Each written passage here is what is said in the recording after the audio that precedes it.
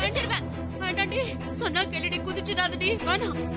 மா கிட்ட வராத, கிட்ட வந்த நான் குதிச்சிருவேன்.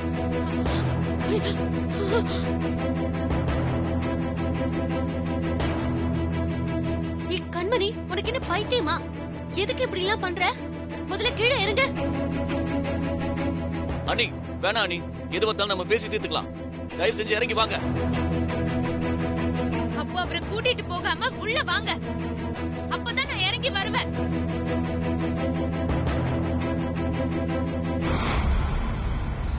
கண்மணி வேண்டாண்டி, அம்மா சொல்றேன், இறங்கி வாடி. இறங்கி வந்துடுறீ கண்மணி. இப்ப என்ன, அவரை கூட்டிட்டு வரமாட்டீங்களா? அப்ப குதிக்கிறத தவிர எனக்கு வேற வழி இல்ல. ஐயோ கண்மணி, ப்ளீஸ் சொல்றத கேளு. கீழே இறங்கு, குதிச்சிராத. கண்மணி வேண்டாண்டி, சொன்னா கேளு.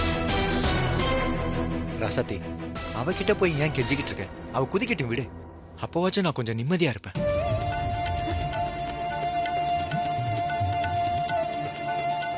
மாமா ப்ளீஸ் கொஞ்சம் பேசாம இருங்க. கண்மணி கோவப்பட்டு மேல இருந்து குதிச்சிட்டு போறா. அண்ணி நாங்க இவ்வளவு பேர் சொல்றோம்ல, ப்ளீஸ் இறங்கி வாங்க. கண்மணி, நீ இப்ப கர்ப்பமா இருக்க. நீ தப்பான முடிவெடுத்தா உன் வயித்துல இருக்கிற குழந்தையும் அழிஞ்சிடும். பரவாயில்லையா? ஏய், நானே சாவ போறேன், அப்புறம் வயித்துல இருக்கிற புள்ளைய பத்தி எதுக்கு கவலைப்படணும்? அது என்னோடவே செத்து போகட்டும்.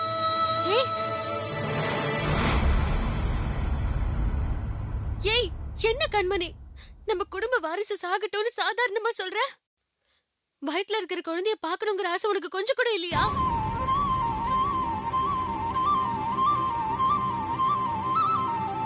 ரசத்தி, வயித்துல குழந்தை இருந்தா தானே அவ பாக்கணும்னு ஆசைப்படுவா.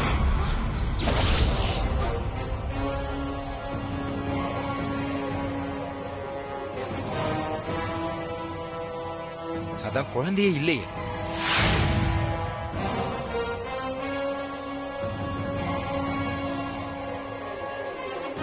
ஆவி எல்லாத்தையும் போட்டு உடைச்சிட்டானே, இவனுக்கு புருஷனே இல்ல, ஜென்ம சத்ரு. என்ன மாமா சொல்றீங்க? குழந்தை இல்லையா? ஆமா, அவ கர்ப்பமாவே இல்ல. ஆனா கர்ப்பமா இருக்கிற மாதிரி உங்களையும் ஊரே நம்ப வச்சுக்கிட்டு இருக்கா.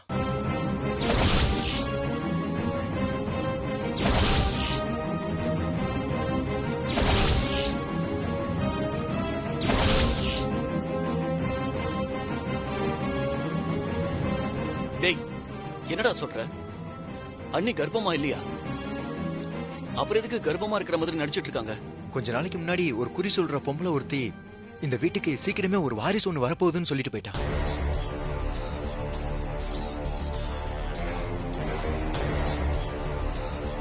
அந்த வாரிசு தான் குழந்தையாதான் இருக்கணும்னு கண்மணி முடிவு பண்ணிக்கிட்டே அம்மா கிட்ட கர்ப்பமா இருக்கிறதா போய் சொல்லிட்டா.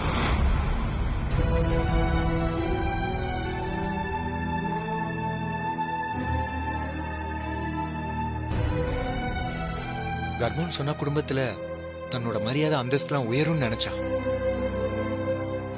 அதே மாதிரி அம்மாவும் தலையில தூக்கி வச்சு கொண்டாடிட்டு இருந்தாங்க. இப்ப வரைக்கும் அந்த பொய்யை மெயின்டைன் பண்ணிட்டு இருக்கா.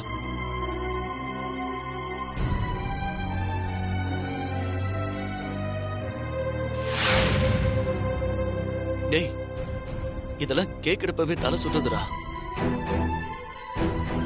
எது இதுல பொய் சொல்றதுன்னு ஒரு விவஸ்தை வேண்டாமா உங்களுக்கு? உண்மையிலேயே உன் பாட்டு திண்டாட்டம் தான்டா. அத்தையை நினைச்சாதான் எனக்கு பயமா இருக்கு மாமா. இவ சொன்ன பொய்ய நம்பிக்கிட்டு நம்ம வீட்டுக்கு வாரிசு ஒண்ணு வர போகுதுன்னு அப்பாவியா சந்தோஷப்பட்டுட்டு இருக்காங்க. உண்மை தெரிஞ்சா அப்படியே நொறுங்கி போயிடுவாங்களே. அத பத்தி எல்லாம் அவளுக்கு கவலை இல்ல ராசாத்தி. அவளுக்கு அவ சுயநலம் தான் முக்கியம். என்ன அங்க உங்களுக்குள்ளேயே பேசிட்டு இருக்கீங்க? பாருங்க, இதுதான் உங்களுக்கு லாஸ்ட் வார்னிங். இப்ப அவரை கூட்டிட்டு வர போறீங்களா இல்ல நான் குதிச்சிரவா? வேணா கண்மணி, ஒரு நிமிஷம் நான் சொல்றத கேளு. என்ன, சீக்கிரமா சொல்லு. இப்போ உன் பிரச்சனை என்ன? குமர மாமா ஸ்னேகாவை பத்தி மரகதத்தை கிட்ட சொல்லிடுவாருன்னு தானே பயப்படுற? அந்த விஷயம் அத்தைக்கு ஏற்கனவே தெரியும் கண்மணி.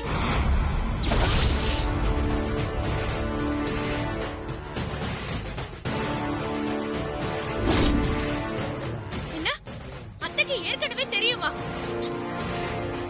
இல்ல, நான் குதிக்காம இருக்கிறதுக்காக நீ தேவையில்லாம போய் சொல்ற. அத்தைக்கு எதுவும் தெரியாது. இல்ல, நான் சொன்னது அத்தனையும் நிஜம். நானும் அத்தையும் தான் ஊருக்கு கிளம்பி போகிற ஸ்னேகாவை தடுத்து திரும்ப அந்த வீட்டுக்கு கூட்டிட்டு போய் விட்டோம்.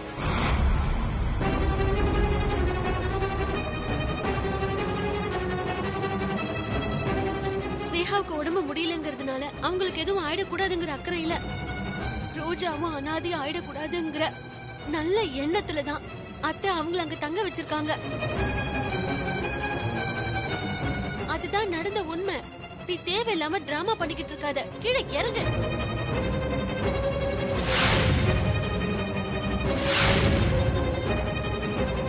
வாங்க மாமா போலாம். டேய் எடு.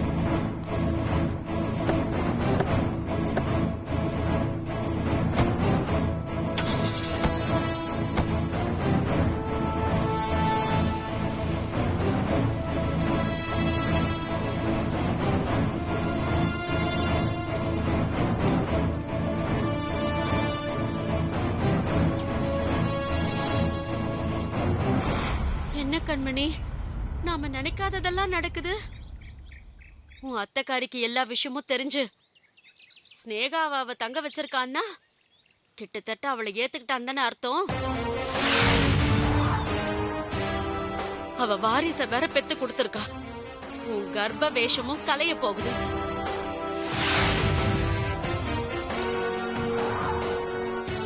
அதனால கூடிய சீக்கிரமே அவ பெரிய வீட்டுக்குள்ள நுழைஞ்சாலும் ஆச்சரியப்படுறதுக்கு இல்ல கண்மணி.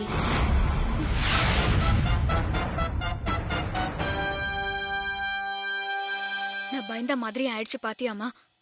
இதுக்குதான் அத்தைக்கு தெரியாம அவளை ஊரை விட்டு துரத்தணும்னு நினைச்சேன். என் புருஷனையும் ஸ்னேகாவையும் பத்தி அத்தை கிட்ட சொல்லக்கூடாதுன்னு மிரட்டினேன்.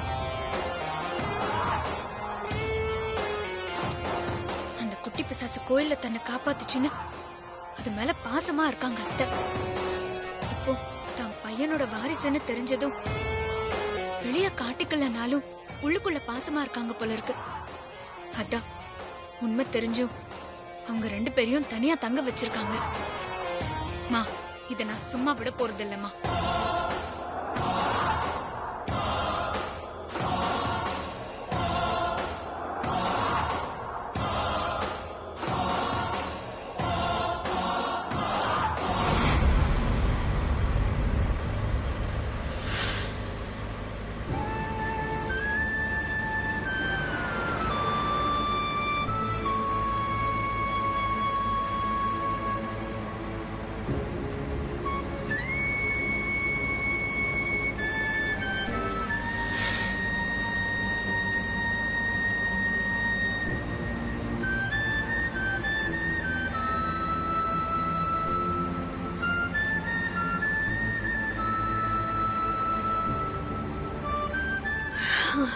கண்மணியை சமாளிச்சுட்டு வரதுக்குள்ள போதும் போதும்னு ஆயிடுச்சு.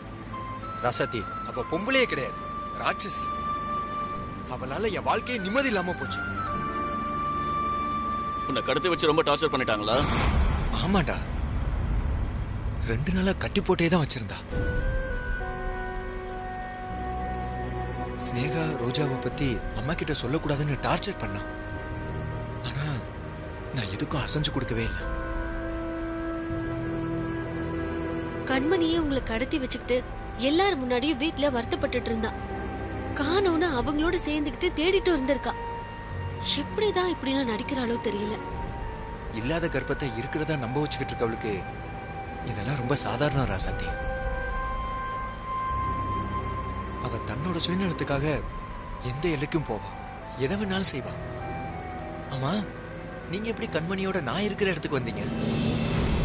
அதுவா மாமா, அழகப்பா அண்ணன், ஸ்னேகா, மங்க அத்தை எல்லாரும் ஹெல்ப் பண்ணாங்க. அது மூலமா தான் உங்களை கண்டுபிடிக்க முடிஞ்சது.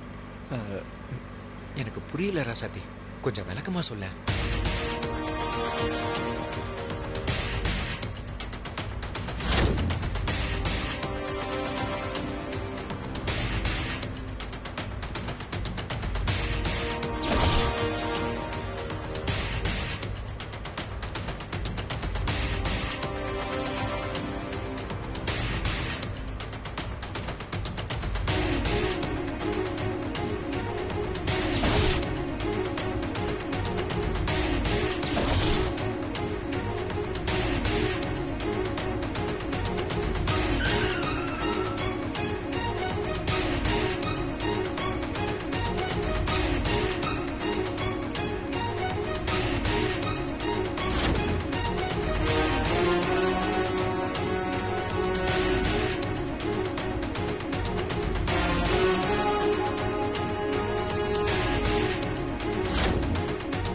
பாரு, இதெல்லாம் கொஞ்சம் கூட நல்லா இல்ல சொல்லிட்டேன்.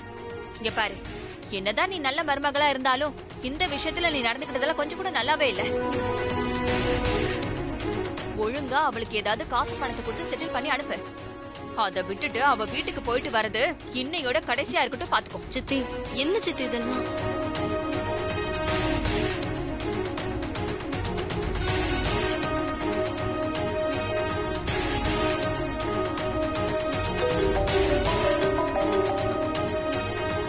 சொல்லுங்க அத்தை. ராசாத்தி, நீ சொன்ன மாதிரி பேசின உடனே ஆத்தாளுக்கும் அவளுக்கும் முகமே மாறிடுச்சு. ரொம்ப ரகசியமா ஏதோ பேசிட்டு கோவமா கார் எடுத்துட்டு போறாளுங்க. நீ சொன்ன மாதிரி அவங்க நேரா ஸ்னேகா வீட்டுக்கு தான் போறாங்கன்னு நினைக்கிறேன்.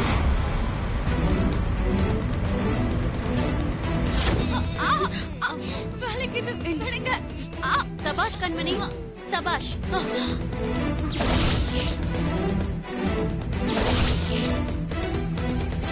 இது வேலைக்கு ஆகாது. போலீஸ்க்கு போயிட வேண்டியதுதான்.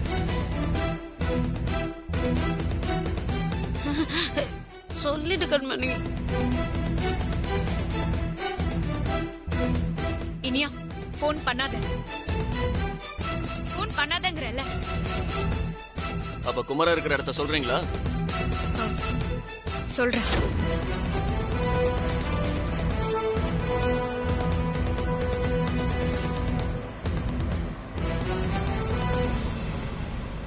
வழக்கம் போல இப்பவும் நீயும் இனியனும் தான் என்னை காப்பாத்திருக்கீங்க.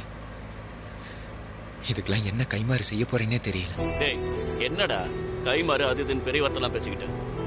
இந்த பார், உனக்கு ஒரு பிரச்சனைனா நான் தான் ஓடி வருவேன். எனக்கு ஒரு பிரச்சனைனா நீ வருவ. அப்புறம் என்னடா நம்ம அண்ணன் தம்பின்னு சொல்லிக்கிட்டு. முதல்ல இந்த மாதிரி ஃபீல் பண்றதை நிறுத்த. சரிடா, நான் ஃபீல் பண்ணல. காரை கொஞ்சம் வேகமா ஓட்டுறியா? ஏன்? எதுக்கு? எல்லாம் என் அருமை பொண்டாட்டி செஞ்ச சாகசத்தை பத்தி அம்மா கிட்ட சொல்ல வேணா? அதுக்கு தான். எதமாமா சொல்ல போறீங்க? எதையா? அவ கர்ப்பமா இல்லைங்கிறது, அப்புறம் ஸ்னேகா ரோஜாவை மிரட்டி ஊரை விட்டு போக சொன்னது, அப்புறம் என்ன கடத்திட்டு போய் வச்சிருந்தது, இது எல்லாத்தையுமே சொல்ல போறேன் ராசாத்தி. அதெல்லாம் வேண்டாம் மாமா. ஏன் ராசாத்தி வேணாங்கிற? நீங்க இப்ப சொன்னதெல்லாம் அத்தை கிட்ட சொன்னா அவங்க கண்மணி மேல கோவப்படுவாங்கன்னு நினைக்கிறீங்களா? கண்மணி கர்ப்பமா இருக்கேன்னு சொன்னதுக்கு வேணா அவங்க கோவப்படலாம். ஆனா ஸ்னேகா மேட்ரை நீங்க மறைச்சிருக்கீங்க. அது தப்பு இல்லையா? அது பெரிய தப்பு இல்லையா? இந்த கோவத்துலதான் கண்மணி உங்களை கடத்தினான்னு அவளுக்கு தான் சப்போர்ட் பண்ணுவாங்க. உங்க மேல ரொம்ப கோவப்படுவாங்க மாமா. அப்ப என்ன என்ன பண்ண சொல்ற ராசாத்தி? அத்தை ஏற்கனவே உங்க விஷயத்துல அப்செட்ல இருக்காங்க.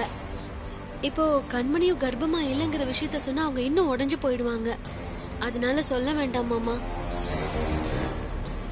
இப்ப நம்ம சொல்லனாலும் எப்படியாவது இந்த விஷயம் பெரியமாவுக்கு தெரியதான் போகுது. அப்ப என்ன பண்றது?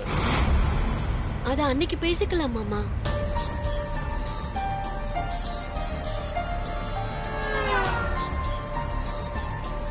இப்ப அடுத்தடுத்து அதிர்ச்சியான நியூஸ் அவங்க காதுல விழுந்தா அவங்களோட ஹெல்த்துக்கு கூட ஏதாவது பிரச்சனை வரலாம்ல. அதனாலதான் இதை அவாய்ட் பண்ணலான்னு சொல்றேன். பொய் சொன்னா அதுக்கான பலனை கண்மணி அனுபவிப்பா. அத கடவுள் பாத்துக்குவாரு.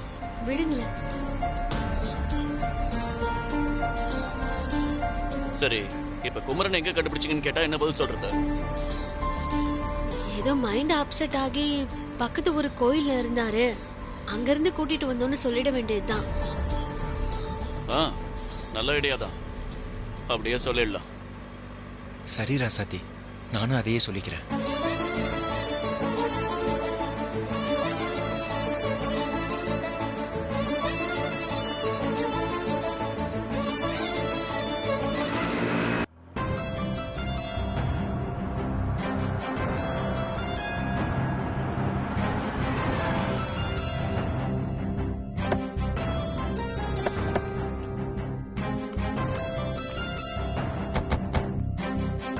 குமரா, வா.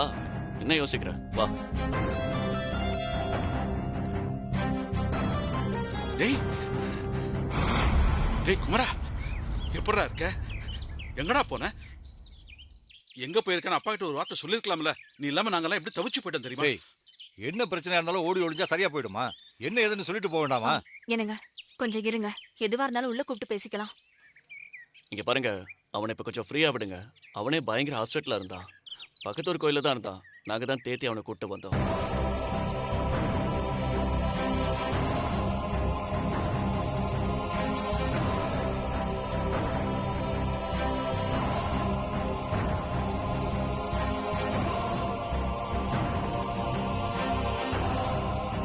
இப்போதைக்கு மாமா கிட்ட எதுவும் கேட்க வேண்டாம்.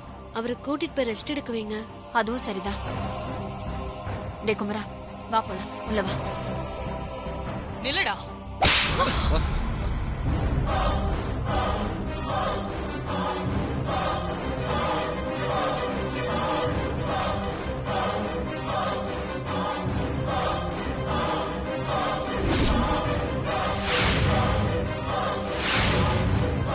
மரகதம், பைத்தியமா உனக்கு?